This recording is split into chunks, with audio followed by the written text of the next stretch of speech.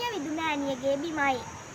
ඊයේ දිනේ ගම්මැද්ද වැඩසටහන සමගින් සරසි පීරිස් නැන්දා අපේ පාසලට පැමිණියේ අපේ ගමටම පිරිසිදු ජල ව්‍යාපෘතියක් රැගෙනයි.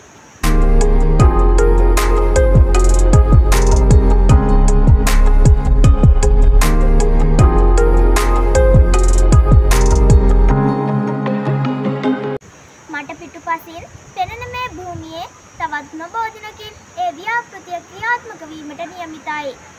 ඒ තොරතුරුත් රැගෙන නැවත හමුවන තුරු රැඳී සිටින්න දිපුර සුසර මාධ්‍ය ජාලය සමගින් මම ශලිනී විහාරා එදිරිමාන්න.